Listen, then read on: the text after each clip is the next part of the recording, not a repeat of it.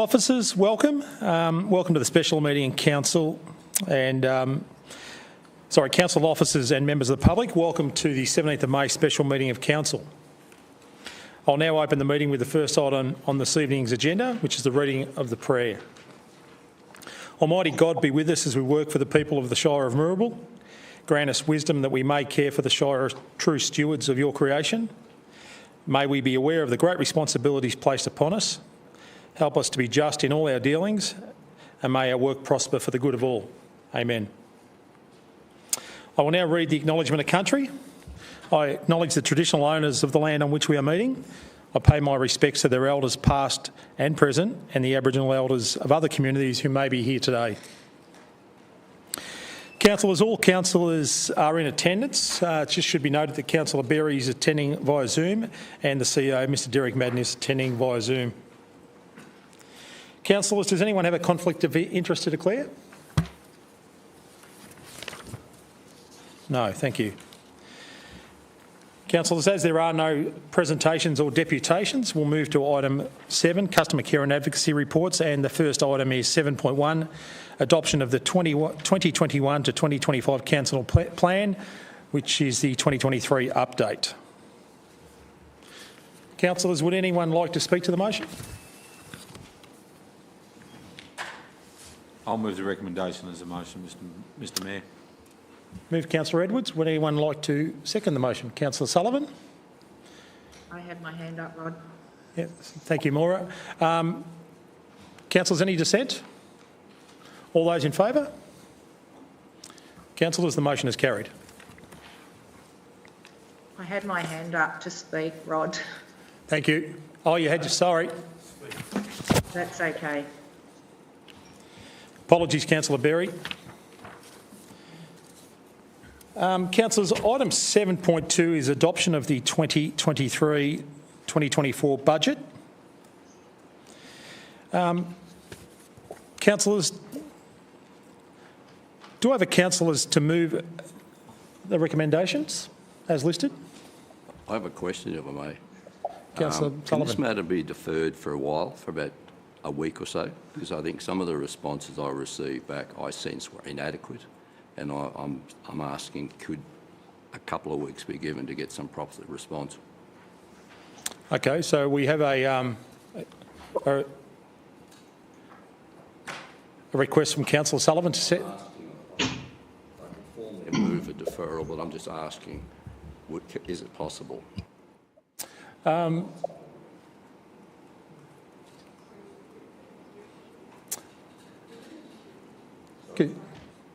Councillor Sullivan?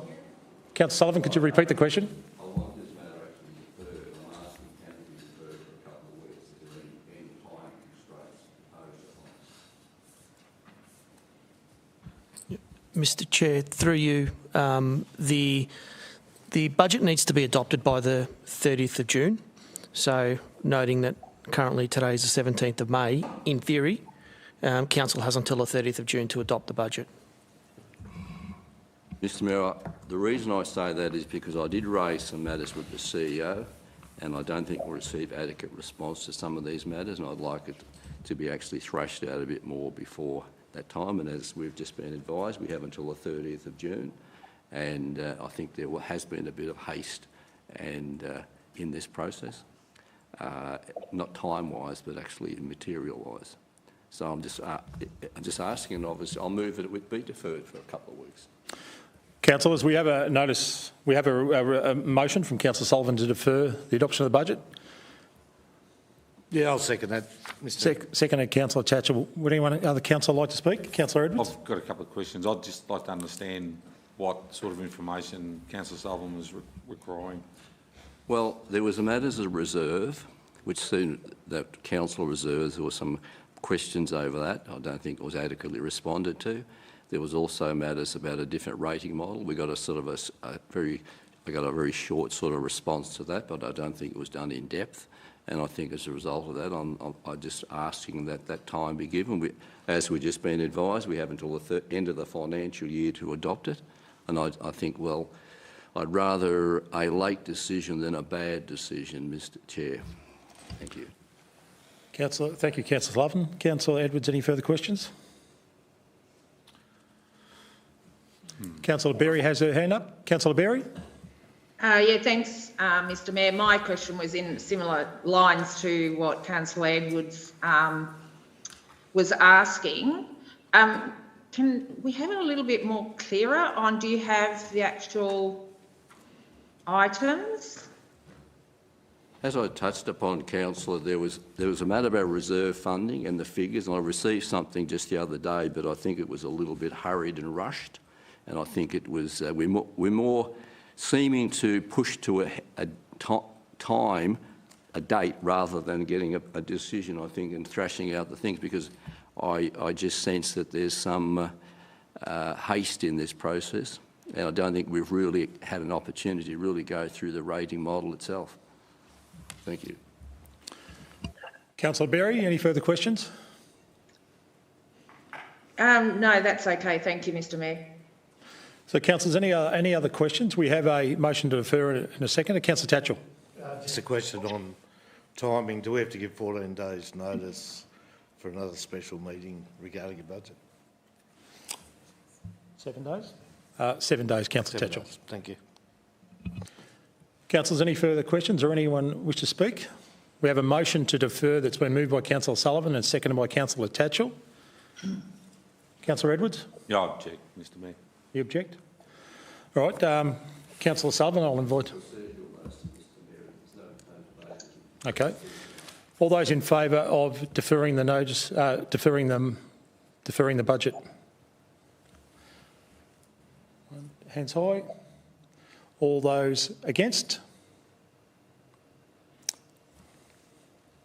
The motion is lost. Okay, councillors, the motion to defer has been lost. We will now vote. We have a recommendation. Councillors, in our papers, we have a recommendation to adopt the 23-24 budget. Do I have someone who would like to move that motion? Well, I'll move the recommendation, Mr Mayor, with one change, just point 6 noted that it should be changed to 23-24. So moved by Councillor Edwards. I'm happy to second. Seconded by Councillor Dudzik. Councillors, would anyone else like to speak to the motion? Yep. Thank you. Yep. Councillor Sullivan would like to speak against the motion. The floor is yours, Councillor Sullivan.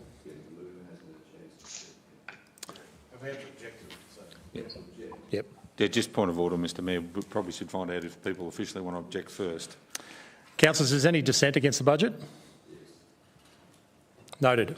All right, I invite you to have the floor. Councillor Edwards, to speak in favour. Yeah, certainly, Mr Mayor. So I think that we've had quite a significant amount of briefings on the budget. It goes over a long period of time. As for the rating strategy, I think that we do that in significant depth each year. But more importantly, I think this particular budget it actually provides a fair and equitable budget. It's a relatively safe budget, which I think is really important in these risky times, and they are risky times to say the least. And I think this is a safe budget.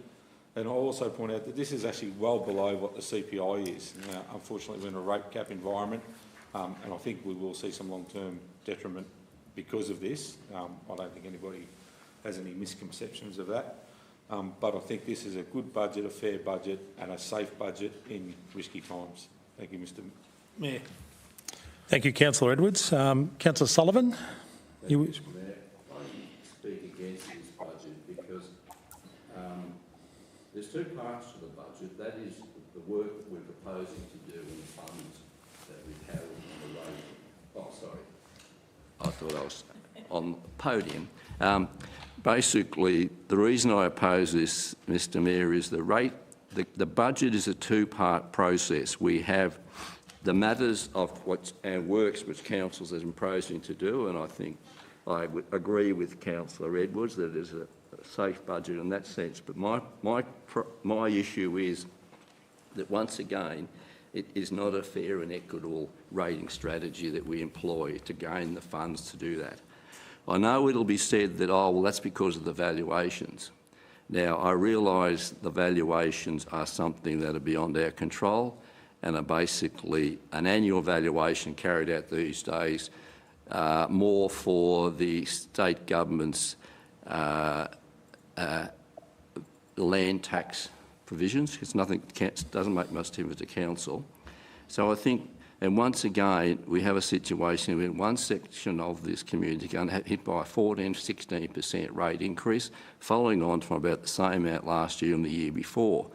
And I think that those who will say, well, we can't change that, we do have levers to be able to change that. There are certain things that are a given, valuations are one, but we do have opportunities to get to use the levers at council with differentials to actually do that. I know we have differentials, but I think we've kicked this can down the road long enough to say, oh, well, we'll work on our rating strategy, but we don't. And I think the time has come, we have to sort of come up with a fair and equitable way of making sure that no section of the community is so greatly disadvantaged as what's been occurring in the last few years. And I think this is a line in the sand time, Mr Mayor, and I don't think we can continue to go down this path and have a section of our community once again severely affected. Thank you. Thank you, Councillor Sullivan. Councillor Dudzik, as a seconder, did you wish to speak? The budget, substantial work has been put into it by council officers to deliver important projects to the community. I don't think it is right to try at last minute to change the rating strategy. That is something that takes months of preparation and work. It's not something that you throw in at the last 5 minutes. We have discussed rating categories and strategies in the past, and we haven't come up with a better option. I think this budget is fair, and the information provided in the report is actually quite interesting because it's unusual. It does state in this budget that 50% of farm properties will actually get a rate decrease, and there is there's an abnormality which applies to a small number of properties, and that's actually separate from what all our budget work is about, and that needs to be dealt with differently. So yes, I agree with this budget. Thank you, Councillor Dudzik. Any other councillors like to speak on the matter? Councillor Tatchell? Yeah, thanks, Mr Mayor. I can't argue with what Councillor Edwards said in the initial part, but there's a large section of that missing. I mean, to put it into budget, council, government, we all have these wonderful words, words like fair and equitable and inclusive, exclusive, and at the end of the day, the main one that sticks out is fair. We get a privilege here that, and so does all government. The 3 tiers of government have this privilege where they have an opportunity to distribute funds from the public, and it is a privilege. It's not right, and it's a 51% game. It's a people game, where you try and do it fairly and equitably throughout the process, and we do go through a long process, as Councillor Dudzik says, where we have weeks of preparation on the expenditure. But the argument here tonight is not about expenditure. It was only 7 days ago in this room that some pointed questions were asked about when do we actually bite the bullet and try and rectify it and get it back to what that key word is, fair. And fair being we can have a fair budget in terms of how it's distributed, but the thing that always gets left out of every budget is how do we raise the money that we're actually distributing? And that sort of is where the fairness stops. When they talk about the fair go rating system, and the fair go is a very Australian thing. In fact, it's a very rural thing where we try and give everyone a fair go. But if we're only looking at one end of the spectrum when we run a safe budget and we think the expenditures is relevant to the times, but we don't take into account the actual revenue, it's not a fair budget at all. It's partially fair. And that's not what the fair go rating system is. The fair go rating system is the greatest masquerade of any government in terms of how it works, because it doesn't have a balance sheet methodology. Not from day one, it never has. So it's up to council then. So we can duck and weave and hide behind the bushel and say that's not our responsibility, but ultimately it is our responsibility. It's our responsibility, one, to fairly distribute the dough, but even more importantly, to make sure that when we collect the dough, that that's done in a fair and equitable way. And for the last 11 years, that hasn't happened. And that's because of the system. We could say, well, you know, we could use that wonderful word of inclusive. Well, you know, the minority group in today's rating system in the peri-urban is farming, business, all those other groups that pay rates. So we're quite happy to use inclusive and minority when we talk about it at the upper end, but when we go to the other end where we collect the dough, we don't want to know about it. It's a different game. And for years and years, we've constantly watched this compounding of rates. I spoke to some people during the week. 7 days ago, we came in here and had poignant questions that were brought to us by the people that are actually affected by this. And it's our responsibility, because that's who we represent, to actually put their point of view across. And people were saying, well, we got a 50% increase, a 50% based on the year before. And then we say, well, look, unfortunately, because the valuations are X, you're probably going to get somewhere between 14 and 18. And the BFF, which is the governing body that actually overlooks our farming, it actually is backing that up and saying that's true. And ultimately, what's happening now is that we just continually take it for granted because they're a minority group. 10 years ago, 11 years ago, when I first objected to a budget, there was 500 farms in Moorabool. Today, there's under 400. And there's a lot of reasons for that. I know Councillor Edwards has some very good arguments to why that happens, but ultimately, there's 22 properties that do this every year to mum and dad farmers in our third, fourth and fifth generation. And we talk about cost of living. I mean, let's be fair, Dinka. We have 3 tiers of government that all have one goal at the moment, and that is to collect, because they overspend. And they spend most of their money on minorities.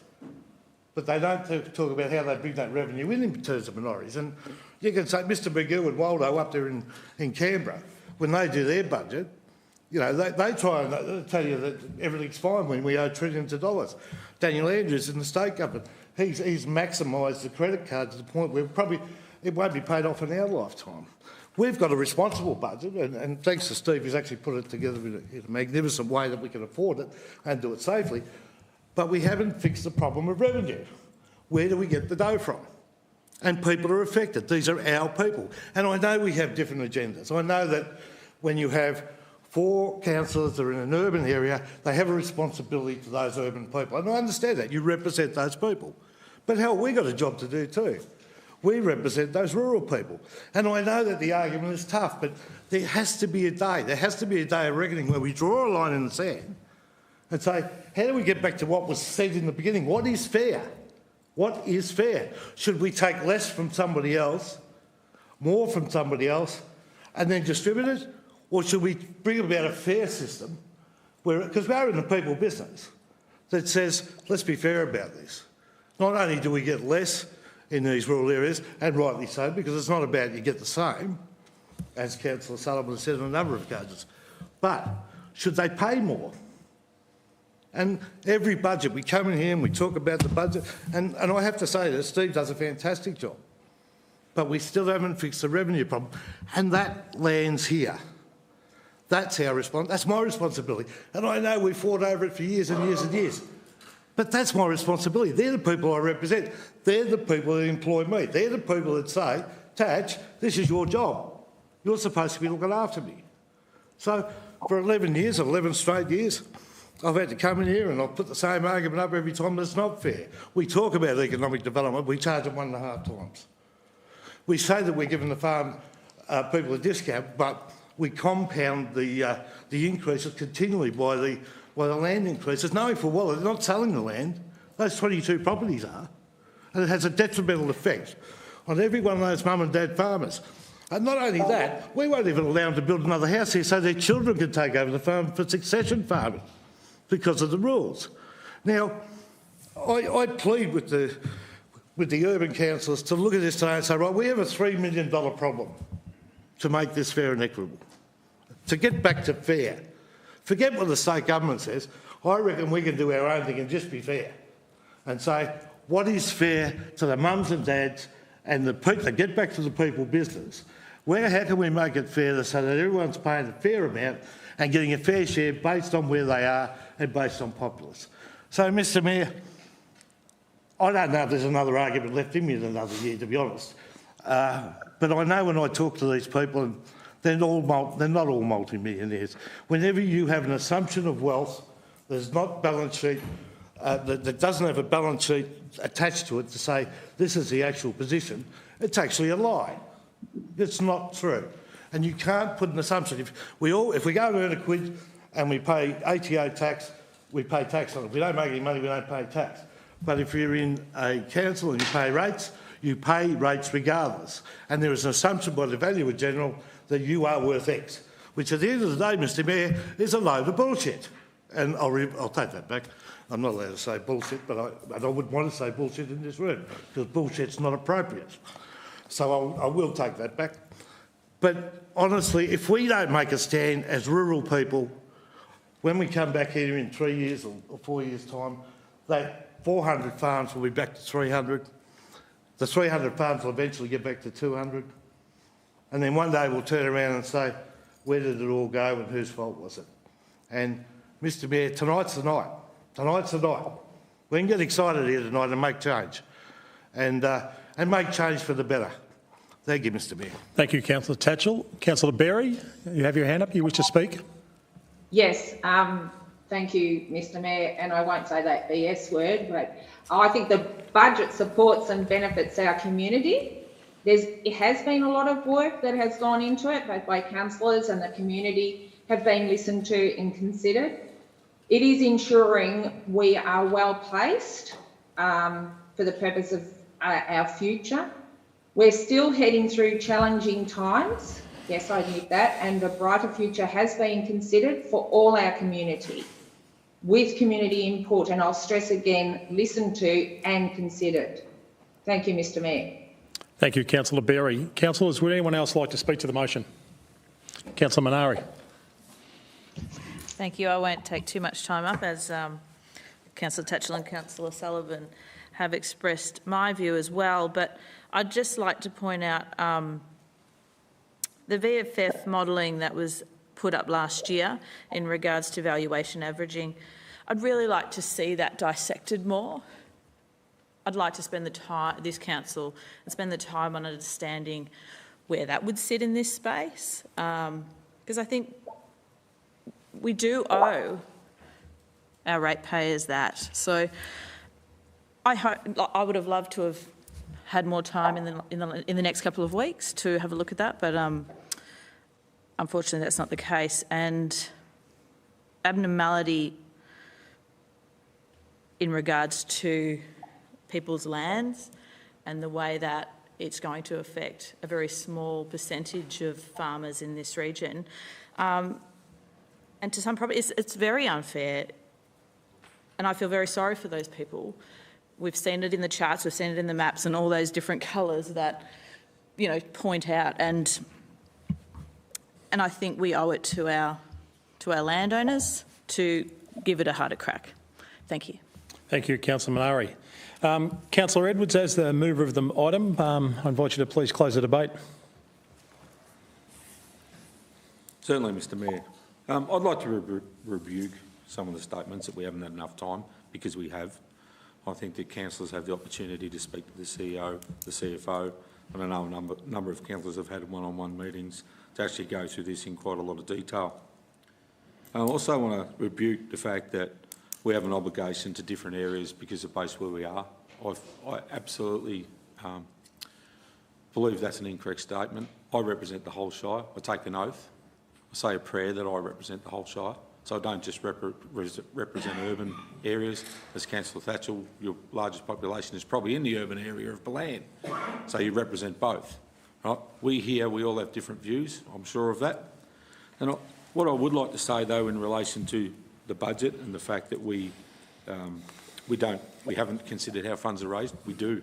That's actually one of the biggest parts of the budget. We spend more time in the last 10 years that I've been on council looking at rating strategies, and we can't come up with a good one.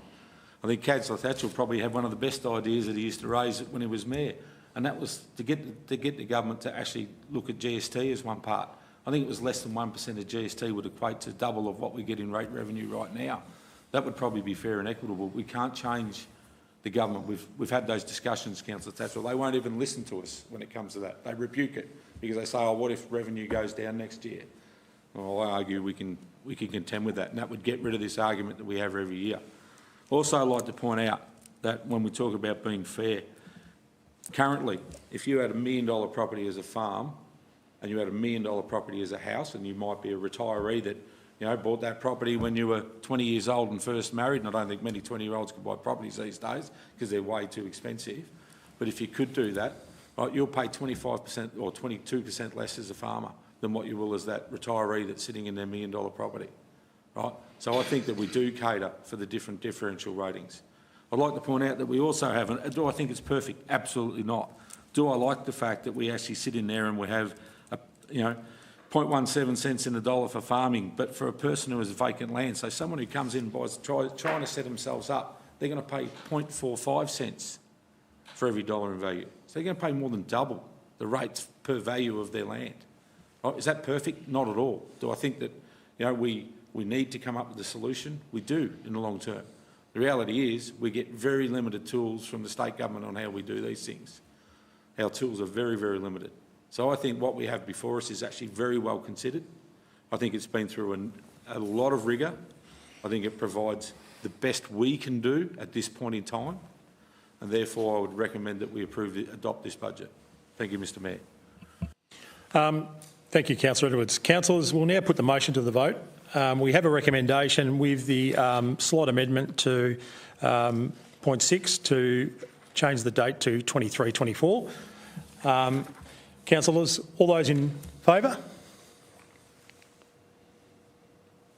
Against? Councillors, the motion is carried. Thank you. Councillors, we'll move. Yes, Councillor Tatchell. Councillor Tatchell's called for a division. Councillors, all those in favour? Councillor Berry, Councillor Dudzik, Councillor Edwards and Councillor Ward. Against? Thank you very much. Councillors, item 8 is any other business. Just go around the room to see if any councillors have any other items of business they wish to raise at this meeting. Councillor Sullivan? No. Councillors, any other items of business you wish to raise? Councillor Minari? No, Mr Mayor. No. Councillor Berry? No, thank you, Mr Mayor. No. No, thank you, Mr Mayor. No. After the DAC meeting tonight, could I actually just speak to all the councillors, just ourselves, please, just for 5 minutes? Absolutely. Nothing to do with this. But Thank you. Councillors, I'll now close the meeting and thank you, councillors, officers and members of the public for attending this evening's meetings. I'll now declare the meeting closed.